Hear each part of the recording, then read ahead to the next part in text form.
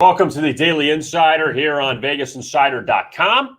I am Kevin Rogers and very much looking forward to today. Why? Because the NBA season is finally here. I know it feels like it's been a long time, but the NBA is back tonight with two games, Nets and Bucks in Milwaukee, Warriors, Lakers in LA, and then tomorrow, full card of NBA. We get going and get the season really underway.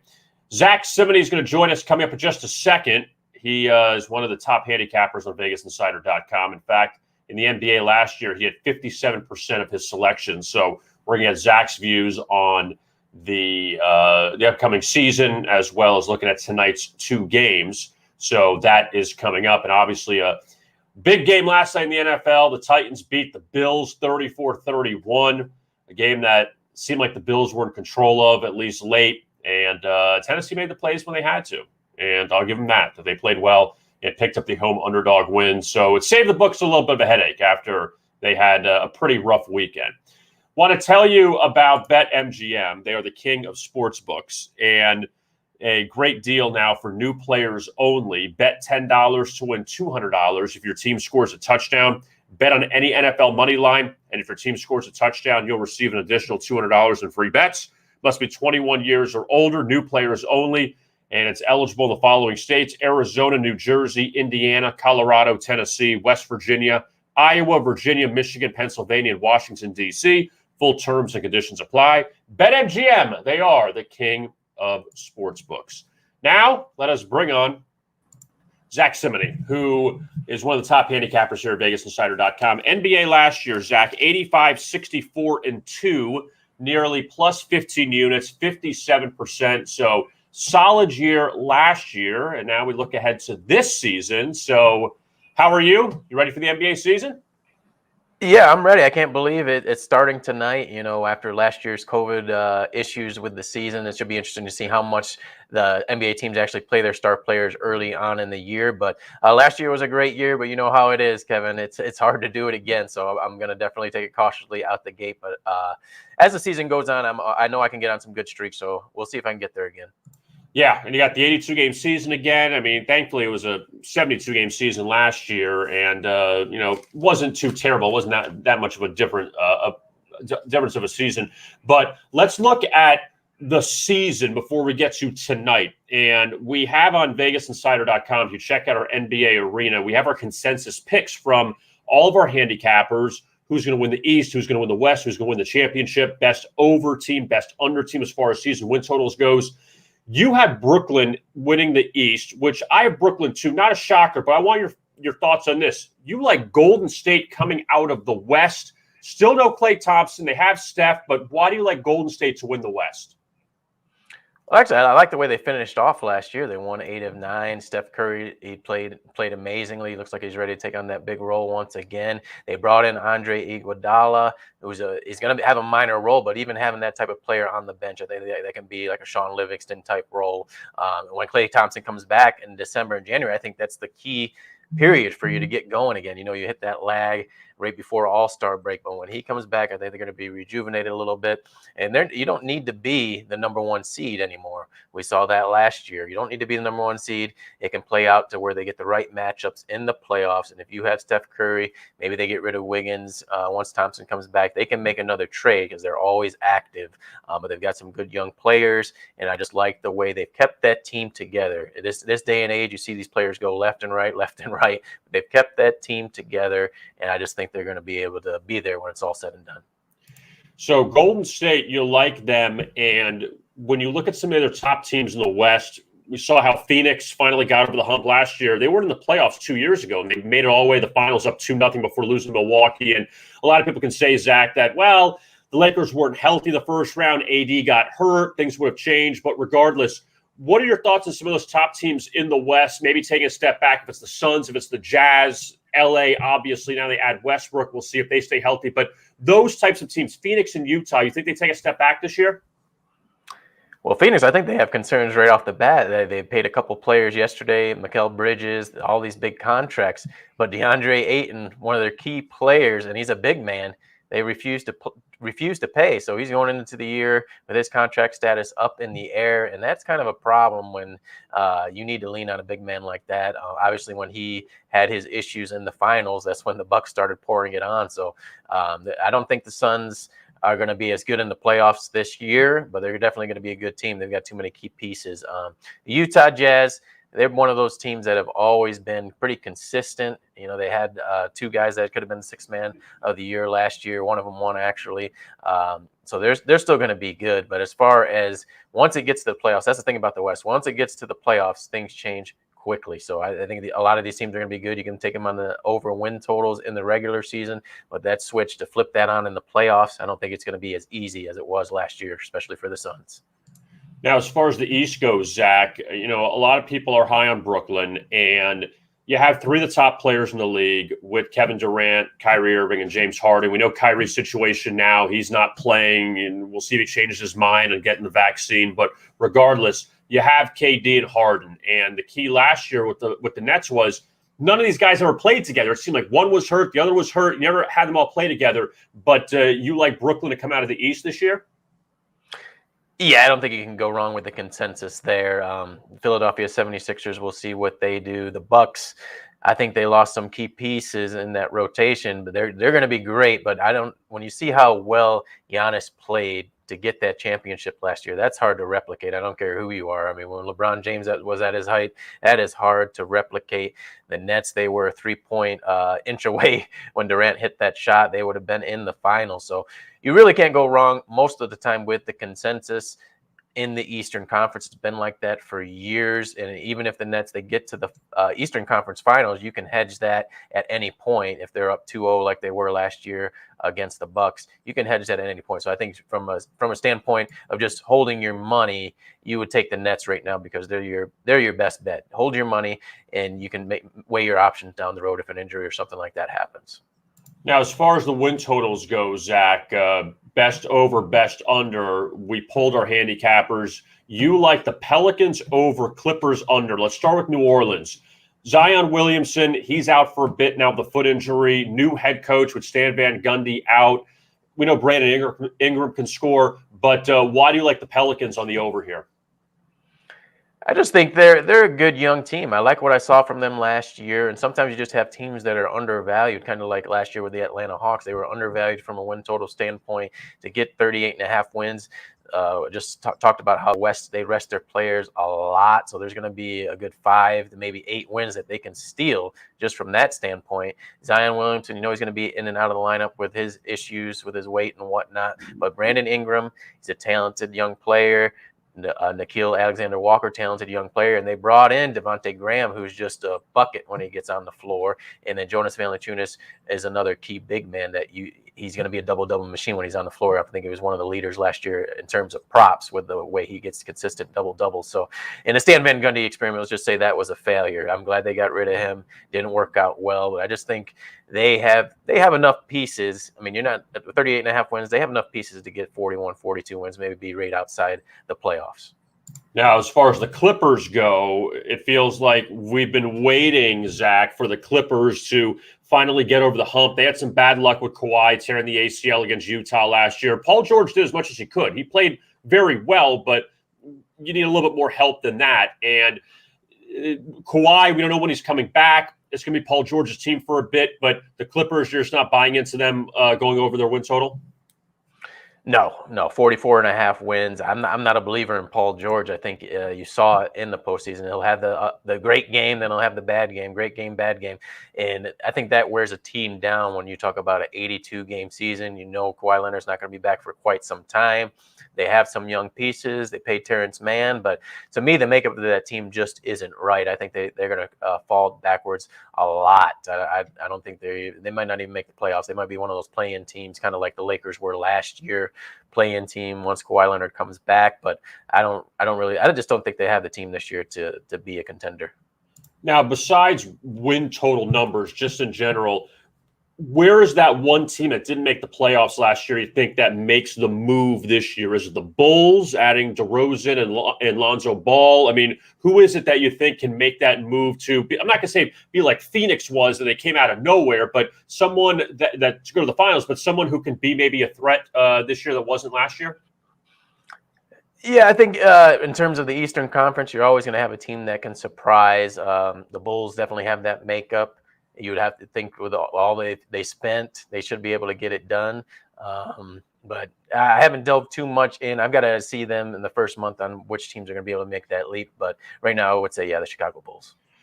Now, let's take a look at tonight's game, Zach. You have two of them. Brooklyn-Milwaukee is the opener this evening. And look, Brooklyn went 0-5 last year at Fiserv Forum, and they weren't great in the playoffs.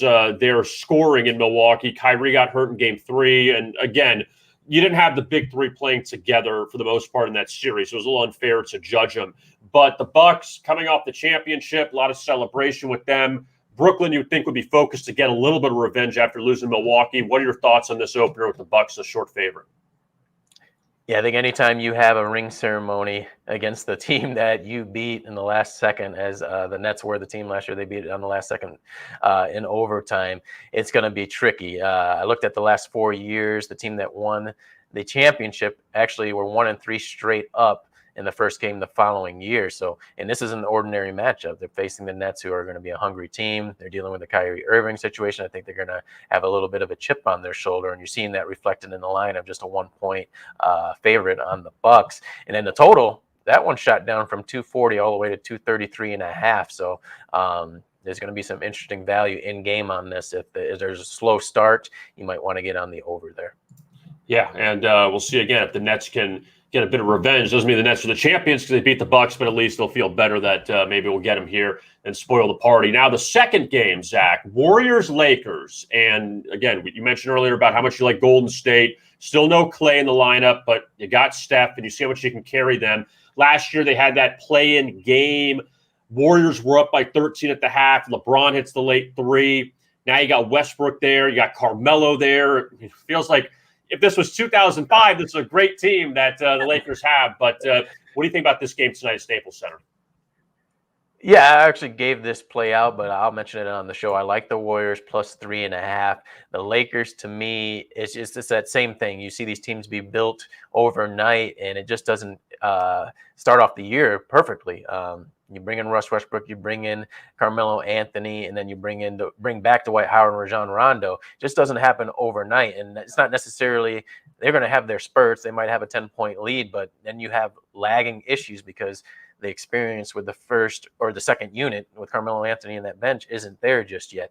And then you talk about the Warriors. They finished last year winning 8 of 9 games. Played a great game in that play-in game against Lakers, losing by 3 points. And they went undefeated in the preseason, 5-0 versus the Lakers going 0-6. So I think you look at that and the fact that LeBron James, as a Laker, to open this will be his 4th year. Each year, the first game they have lost straight up when he's been a Laker. The last 2 years against the Clippers, and then the first year against the Portland Trailblazers. So I think that trend continues, but I'll take the Warriors plus 3.5. Yeah, I like that. It's good information there on the Lakers. And again, it's a lot of new faces there. I mean, everyone thinks you plug in Westbrook, plug in Carmelo, and everything's fine. But, we'll see how that one goes. I wanted your thoughts on this last night, the Titans over the Bills. And Buffalo had opportunities, Zach. They had 2 short field goals early. They had the touchdown called back because of the holding penalty on Emmanuel Sanders. Derrick Henry had that huge run. Josh Allen had the pick that was set up deep in Buffalo territory. Buffalo had chances up 7 late. Tennessee, good win for them at home. What do you think about these teams, moving forward and coming off this game last night? Well, the AFC, you're going to have games like this. There's a lot of parity in the AFC right now. It's just surprising to me that Baltimore is the leading team in the AFC right now with how tight of wins they've had before Sunday's victory against the Chargers. But Buffalo, I think that prime time, 2 weeks in a row, being on the road, finally bit them there. They kicked too many field goals early. Their defense was lagging, and the Titans, they just got hot. They got in that right rhythm in the second half. Derrick Henry really opened up that passing game because Ryan Tannehill, he was struggling. I think he was 10 for 21 before he just started catching fire in that fourth quarter, and the Bills were gassed. Definitely a game that you cannot fault the Bills. It was just one of those where they were the hot team, and the public jumped on them. I think it went from -3 to -6. They were the hot team, but that, you cannot chase the spread in the NFL, Kevin. You just cannot do that. But I think when it's all said and done, the Bills, obviously, they're going to be 1 or 2 in the playoffs once the AFC playoffs begin. Titans, I'm not sure about. I know they're going to get some easy wins in the AFC South, but I think they're just a little too sporadic for me to have confidence in them. Yeah, and you mentioned Ryan Tannehill, who just didn't look great in the first half, but played better in the second half. We don't want to say great, but he played better. And look, you talk about Tennessee. Guess what? You get Kansas City this week, so it's not like it gets any easier after facing Buffalo. But look, the Titans, they beat the Chiefs a few years ago at home. Crazy finish. They've lost them in the playoffs, so we'll see what happens. Zack Cimini, you can find his picks on VegasInsider.com. He is great in the NBA. 57% last year, was the leading handicapper percentage on the site. Also, check out his work in the NFL as well. And Zach's just all over the place with every sport. So you can find him doing all of that. Also, you can find him on Twitter at Cimini, Cimini. So, Zach, we appreciate it. Thank you so much. We'll talk to you again soon. Awesome job, Kevin. I'll be back on. Okay, thanks a lot. Appreciate it. And Zack Cimini, a very good young handicapper, and he likes Golden State to go far. He does, and he's right about one thing, that you don't need any more to jump out and be a 57-win team in the NBA to make the finals. You could be, especially in the West, a 3, a 4 seed maybe, and then you can get to the finals. We've seen a lot of these teams. I mean, you look even in the East, Philadelphia last year was a top seed. Atlanta knocked them out in the second round. And Utah got knocked out, by the Clippers. So things can happen. And it's just about getting in. And you can't be an 8th or the 9th seed in that play-in game and expect to win the whole thing. But if you're in that top 5, you can get there, you're a pretty good team. So we'll see how much Steph can carry the Warriors until Clay comes back. And then maybe it's enough for Golden State to, seeing now Steph's got a little bit of help around him and Clay. Who knows? And again, with the Lakers, with their health, it's all over the place at times. Anthony Davis, you don't know. And also with the Clippers, if they're a factor without Kawhi for most of this season, if Utah can keep it up, I don't have confidence Phoenix can keep it up. That Phoenix will be good again, but to get to the finals, maybe asking a lot. So there's a lot of variables there in the Western Conference coming up this season. You have Warriors, Lakers, the late game tonight. That's on TNT. Bucks, Nets, the first game, about 7:40 from Milwaukee. Now, I want to tell you about DraftKings and the Sportsbook National Championship. That is coming up in Weehawken, New Jersey. It's outside of New York City at the Edview Hotel from Friday, November 5th to Sunday, November 7th. And what there is $1 million up for grabs in this national championship. You can bet on 3 different sports: NBA, NFL, and college football. It's a $10,000 buy-in for the tournament. And players will receive a $5,000 bankroll for the weekend to use to place bets throughout the tournament by entering a $5,000 pool. All the bets must be pre-match, no live betting. And again, this is to be the GOAT, to be the greatest of all time. You see him right there. He's wearing the crown. Be that GOAT. $1 million up for grabs. Bragging rights for the best sports bettors in the world. The Sportsbook National Championship in Weehawken, New Jersey. Friday, November 5th through Sunday, November 7th. And it's all courtesy of DraftKings. All right, I want to tell you about some of the baseball coming up today. I mean, last night we had the Red Sox They destroyed the Astros. My God. And you know what, too? Here's the thing with Houston. That understandably, they are not the same team when you don't have Garrett Cole anymore. You don't have Justin Verlander anymore. Zach Greinke's starting tonight, and he's been dinged up. That this Boston team, even though they don't have great pitching necessarily, these bats have caught fire. 3 grand slams already in the last 2 games. And the Red Sox up 2-1. Kyle Schwarber hit the grand slam last night. This lineup, from top to bottom, is a major threat for Boston, where Houston, they've just gone cold. And Houston has got a pretty good lineup themselves, but they go cold. They don't have the starting pitching. This could be a very quick series. And Boston blew game 1, up 3-1. Astros got, the 4 unanswered runs, make it 5-3. Red Sox got a home run in the 9th inning from Kiki Hernandez. And Houston ended up winning game 1. And then the Red Sox came back and won the next 2. I found this interesting. I don't know if this means anything or it's just a little nugget just to throw out to you. That go back to the LCS in the 4 series. 3 of them in which the team that won game 1, that's the Brewers, the Rays, and the Giants.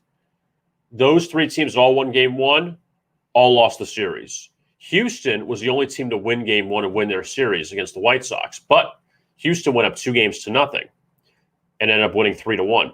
Now, the point is that in these 2 series you have in the LCS, if this trend stays alive where the team that won the first game and then ended up losing the second game lost the series, that's the case with the Astros and the Red Sox. Houston up 1-0 and Boston won the last 2. But on the flip side, I know, sample size of 1, very small. On the flip side, Braves up 2-0 on the Dodgers. So will Atlanta be able to finish off LA? And I want to get to this because Red Sox and the Astros, you have Nick Pivetta and Zach Greinke on the mound. And the game today, it's at 5 o'clock. So Major League Baseball trying to squeeze these games in. And obviously when you have, one West Coast game, I'm surprised they didn't put the Astros Red Sox in the 5 o'clock slot and the Dodgers and Braves, since they're out west, at 8 o'clock. But so that game's a 2 o'clock first pitch out in LA. All right, so you got Walker Buehler and Charlie Morton on the mound. And the Braves have won the first 2 in walk-off fashion at home. Buehler, who was a Cy Young candidate, Morton, who had a really good season, total of 7.5. Wonder if people are going to go over that total today, thinking maybe get some runs after you had an over in game 2. But Buehler's pitched very well. Morton had a good start in game 1 of the LDS against Milwaukee. Had the 2-run homer, gave it to Rowdy Tellez, and Morton ended up losing, but Morton was great in that game, had 9 strikeouts. And then he pitched again in game 4, and that was when Atlanta ended up beating Milwaukee. That was the Freddie Freeman home run off Josh Hader. So the Braves, they've got the pitching. They have the momentum. Just got to hope that they don't blow it like they did last year up 3-1. And the Dodgers have already burned through Scherzer. You get Buehler tonight. Urias already pitched in that last game. You don't have Kershaw to go to. So you talk about going for the kill for Atlanta. If they could find a way to beat Walker Buehler tonight or today, you're in excellent shape. Up 3-0. The Dodgers probably going with a bullpen in game 4, right? I mean, you're not going back to Scherzer. I don't know if Dave Roberts wants to throw Urias out for a little bit, but this Atlanta team in good shape. Freddie Freeman hasn't even hit the ball really in this series. They're up 2-0, which is amazing. But Walker Buehler, though, he is 175 at BetMGM. I mean, I don't know if I'd have enough confidence to lay the 175 with him, considering the Dodgers offense has been very shaky, and they couldn't hold that lead against Atlanta back on Sunday night. So that's the look there at the baseball. Let's go back to the NBA for a second. We hit on it with Zack Cimini. And Milwaukee laying 1 against Brooklyn. Yesterday, Brooklyn got up to 1.5 and then flipped back around where the Bucks are laying 1. And, again, my point was earlier, Brooklyn, even though I do like them tonight, I like them because of it's not necessarily the matchup per se. It's more about the situation with the Bucks and them playing the first game after winning the championship, the banner getting raised, the rings, all that other stuff, where Brooklyn looks across the court and they see those guys knock this out. All we had to do is win not even one road game. They could have lost all the road games, which they did, and just win the home game at Barclays Center in Game 7. And Kevin Durant, remember, hit that long 2. They'd lose in overtime to Milwaukee. A really great Game 7. But Giannis, he's going to put up the numbers against the Nets. We know that. But it's about everybody else. About Drew Holiday. It's about some of the other guys and what they can do. I just think with Durant and Harden, I think that they pick up the win tonight. Now, Golden State, I do agree with Zach. I do like the Warriors tonight in that game against LA. Tough game. I mean, look, these are tough. These early season games. I am not in the majority about I don't know if it changes in football or not, but I'm not in the majority or in the majority or in the group or the thought process that you could find angles in these games. You gotta see these teams. I think there's nothing wrong with that. You look at tomorrow night, you have Pacers, Hornets, Bulls, Pistons, Wizards, Raptors, Celtics, Knicks. You have a lot of these games where Boston has a new head coach. Washington has a new head coach. Indiana with Rick Carlisle, they have a new head coach. Detroit has the number 1 pick in Cade Cunningham out of Oklahoma State. The Pelicans have a new coach. The Magic have a new coach against San Antonio. There's just a lot of factors there. And you can't say unequivocally, all right, I like this team with the new head coach. You don't know what they're going to be. That this is going to be different for a lot of these teams. The Wizards got rid of Russell Westbrook. They now have Kyle Kuzma in the lineup. Like there's a lot there. Toronto's now back at home after playing all of last year in Tampa. So just a lot of things that maybe need to be settled before we look at before we just jump on a lot of these games. Now NHL tonight, you have a lot of games tonight in the league. Panthers Lightning, that's a big one in Tampa. Lightning laying about 115 against the Panthers, playoff rematch there. Avalanche favored at Washington. The Capitals 1-0 or 1-0-1 rather. Colorado 1-0. They beat Chicago in their opener and then lost to St. Louis at home. Also, Winnipeg looking for their first win at Minnesota. Jets are an underdog for the first time this season. Predators 0-2-0. They're favored at home against the Kings. Islanders 0-2-0. They're favored on the road at Chicago. Blackhawks still looking for their first win. Anaheim and Edmonton is actually a pretty decent matchup. Anaheim's 2-1-0 out of the gate. Anaheim beat Calgary last night. Edmonton's 2-0-0. Oilers are laying 270 against the Ducks. The Kraken, they were destroyed by the Flyers last night. They go over to New Jersey tonight to take on the Devils. Devils seeking their second win. And we'll see if Pittsburgh can improve to 3-0-1. They face the Stars in Pittsburgh.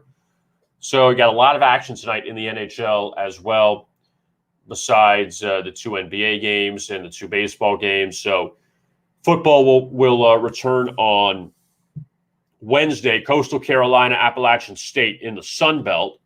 They meet up. Coastal, 4-point favorite. They're 6-0. Then you got 4 games Thursday, 4 games Friday, full slate on Saturday. So it is a nice and busy time as You get the NBA, the NHL, baseball playoffs continue, NFL, Browns and Broncos coming up on Thursday to kick off week 7, and of course, college football. So very, very busy. All right, let's tell you about BetMGM, the king of sports books, and this great deal they have. This is for new players only. Bet $10 to win $200 if your team scores a touchdown. Bet on any NFL money line, and if your team scores a touchdown, you'll receive an additional $200 in free bets. Must be 21 years or older, new players only. It's eligible in Arizona, New Jersey, Indiana, Colorado, Tennessee, West Virginia, Iowa, Virginia, Michigan, Pennsylvania, and Washington, D.C. Full terms and conditions apply. That is BetMGM. They are the king of sports books.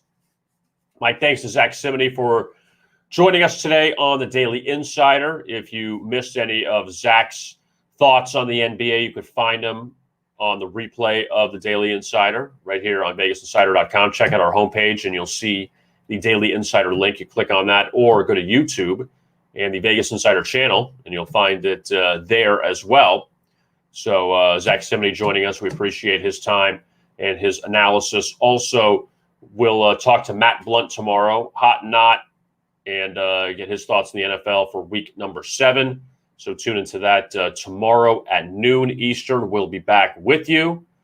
I am Kevin Rogers. Thank you so much for joining us here on this edition of the Daily Insider. And as always, best of luck with your bets.